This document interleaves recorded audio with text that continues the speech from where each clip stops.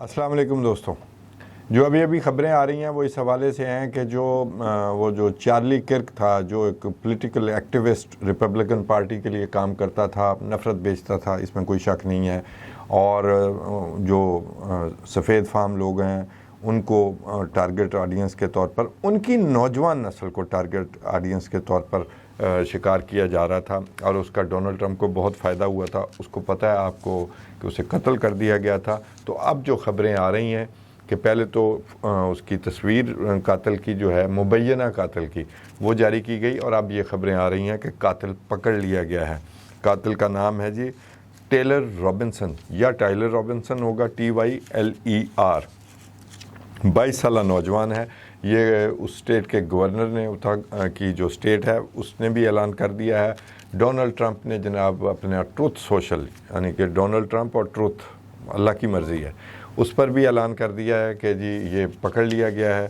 और इस शख्स को, कातिल को, मुबैना कातिल को पकड़े जाने में जो है, जो सहूलतकारी है, उसकी जो इतलात मैं आप दोस्तों के साथ शेयर कर रहा हूँ कि वो ये है कि उसका एक रूममेट था और उस रूममेट ने जो है वो काफ़ी सारी इन्फॉर्मेशन दी, क्योंकि उससे पहले आपको पता है राइफ़ल भी बरामद हो गई थी, बोल्ट एक्शन राइफ़ल थी।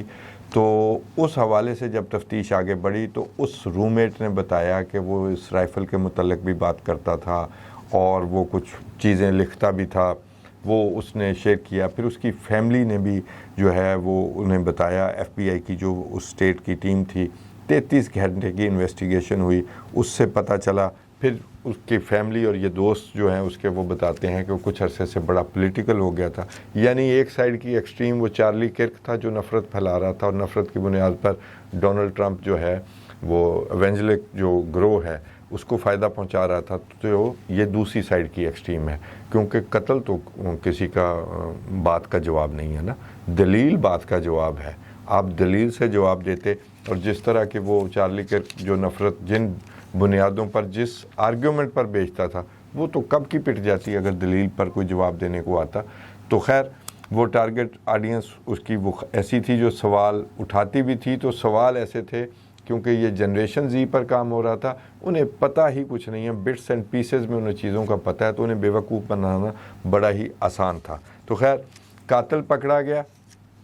अब उस पर ऐलान हो गया है, ट्रंप ने भी ऐलान किया है कि $11 मिलियन जो है उस शख्स को दिया जाएगा जो कि इस कत्ल का मास्टरमाइंड पकड़वाने में मदद करेगा।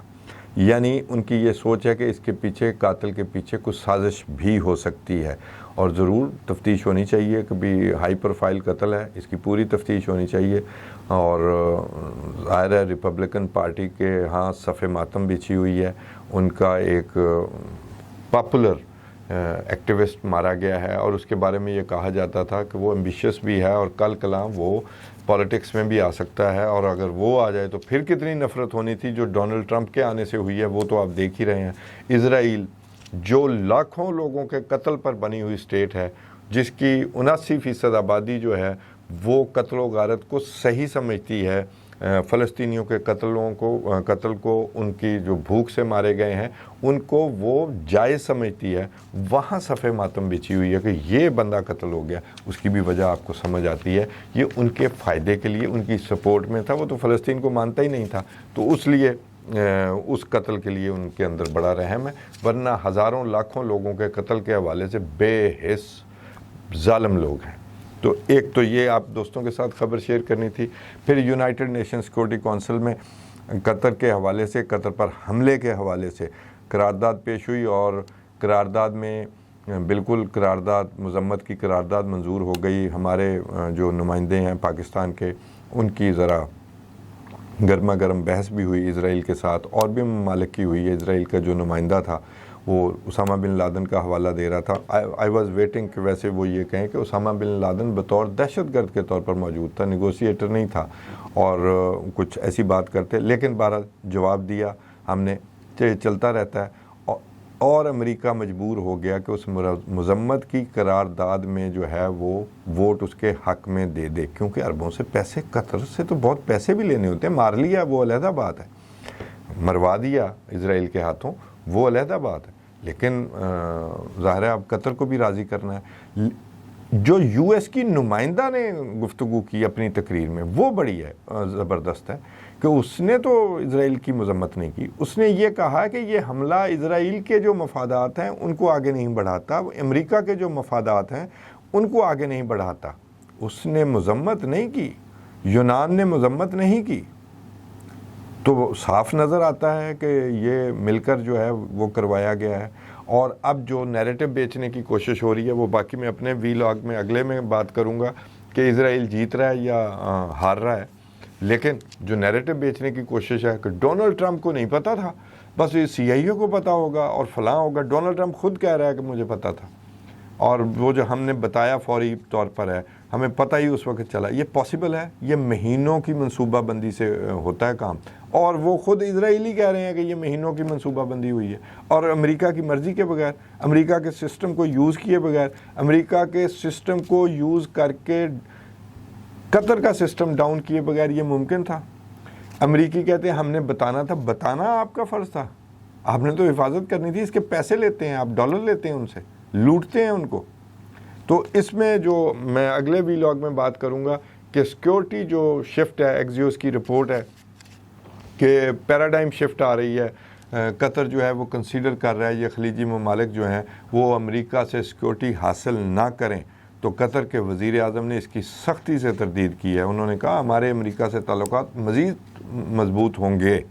یہ بات انہوں نے کہی ہے, اور انہوں نے کہا کہ ہم اپنا میڈیشن کا رول جو ہے وہ ادا کرتے رہیں گے, جو کہ اب قطر کو راضی کرنے کے لیے اس مذاکرات میں بھی وہ اس قرارداد میں بھی ڈالا گیا. انفیکٹ وہ اسرائیل کو راضی کیا گیا ہے کہ نہیں جی قطر جو ہے نا اپنا ثالثی کا رول ادا کرتا رہے گا, اور ہم قطر کو جو ہے نا اس کو سیز فائر کے لیے اپنی کوششیں جاری رکھنی چاہیے. اصل معاملے سے توجہ ہٹانے کے لیے یہ بات کی جا رہی ہے, ورنہ ساری دنیا کو قطر کے پیچھے اسرائیل نے لگایا. اور فلسطین میں غزہ میں 50 لوگ ابھی تک آج کے دن قتل کر دیے گئے ہیں, لیکن وہ اٹھ وہاں سے نہیں رہے غزہ سے, اور جب اندر جاتے ہیں تو مار بھی پڑتی ہے.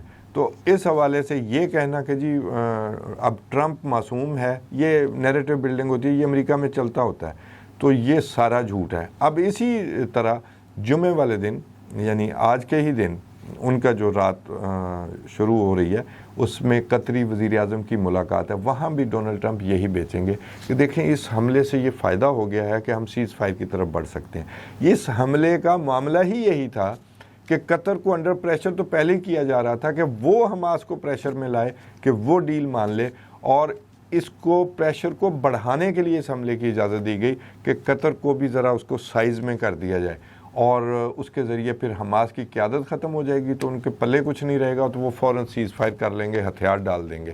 یہ معاملہ تھا, یہی سمپل سی سازش تھی, اور اس کی اجازت ملی ہے. ترکی کی بھی رپورٹیں آ رہی ہیں کہ وہاں بھی ان کی کوشش تھی, لیکن وہاں سے جواب بڑا سخت آنے کی توقع تھی. اب باقی جو میں باتیں ہیں قطر کے حوالے سے وہ میں کر چکا ہوں. خلیجی ممالک یا ایون ہم بھی ساتھ مل جائیں, فی الحال پیراڈائم شفٹ کیے بغیر اسی جی پی ایس کے ذریعے, اسی امریکی اسلحہ کے ذریعے کوئی بھی اسرائیل کو جواب دینے کے قابل نہیں ہے.